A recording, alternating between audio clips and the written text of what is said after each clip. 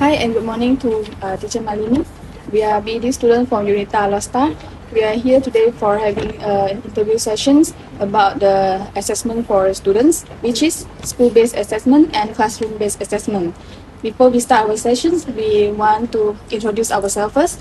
My name is YU ZHEN. You can call me Kimi. So my name is Muhammad IZHAM. You can call me IZHAM. Okay. Is Muhammad FAIZAL. You can call me FARIS. My name is Muhammad HAFIZUDDin ROSLI. You can call me Hafiz. My name is NORFATIHah binti NASIR. You can call me Teha. Yeah. Okay. Now let me start our interview sessions with question number 1.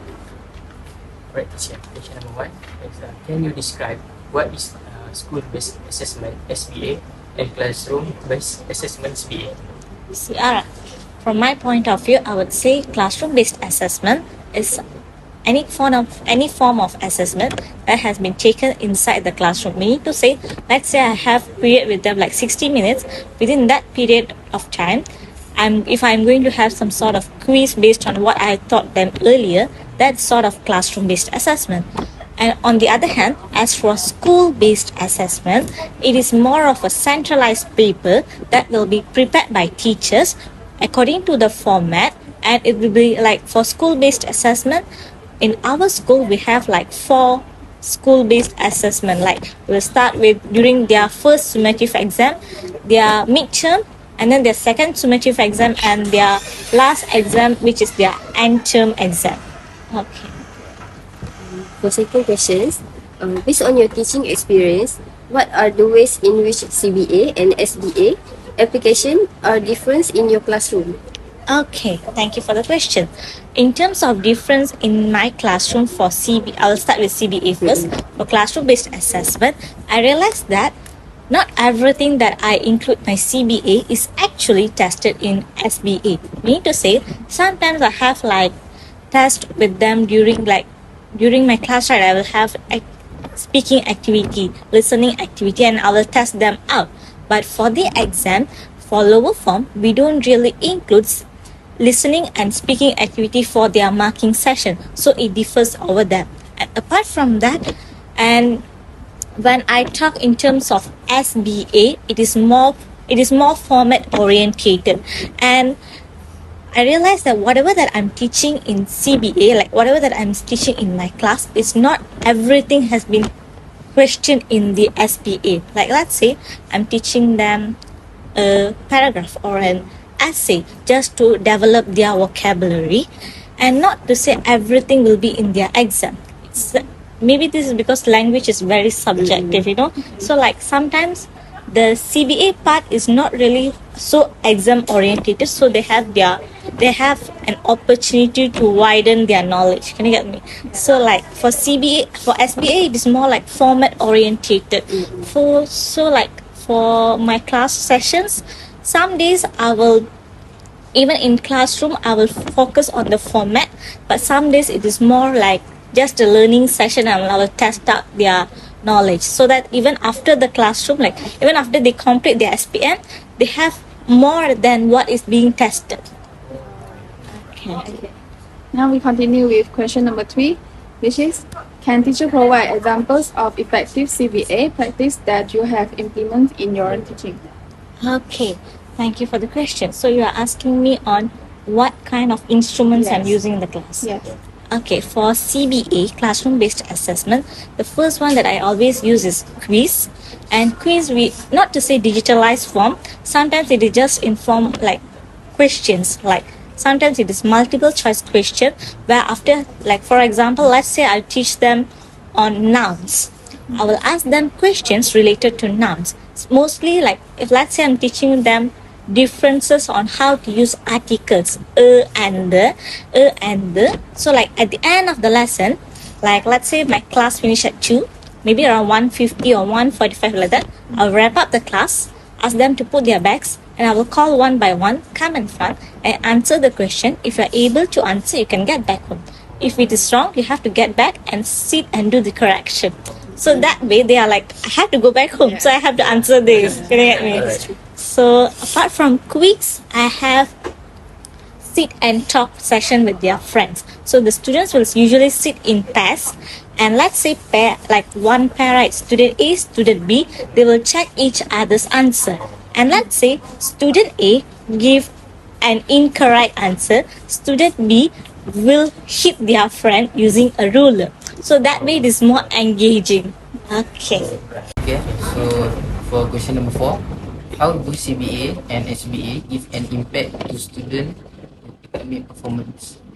Okay, how do CBA and academic performance? Yes. Okay, for other side is CBA first, classroom-based assessment. So for classroom-based assessment, I feel that it gives impact when they feel pressured. Let's say student A is there, student B is there. Student A is capable of answering, while student B is not capable of answering. He'll be like, why my friend can answer, I cannot answer. Like sort of a healthy competitive environment, you know. So like if we are not testing them out, usually their motivation to perform is less. So when we are testing them out, it will like sort of boost their motivation to perform in the class. And next one for school-based assessment, their academic performance. In terms of their academic performance, let's say like we just had our midterm exam, and students who score below 40, below 50, they feel like, how to say, they feel their proficiency in English language is quite weak. So they are trying to improve them. Like when we are giving them an exact mark, okay, out of 100, we are just getting 40. Out of 100, we are just getting 30. They are able to get the idea about where is their actual level is. Let's say if we don't have exam at all, we are not texting them at all, right? They're like, I'm coming to class, I'm reading, I'm learning, I'm going back. Like they don't know their exact potential and their level. So in my point of view, I would say for CBA, it boosts their motivation, and for SBA, it gives them a rough idea or sort of clear idea on where their actual level is. Okay, have any other question? Yes. Continue with question number 5. So, how do you incorporate the 3 domains of CBA, assessment of learning, assessment as learning, and assessment for learning in your teaching? Okay, I will start with the first domain, assessment of Learning.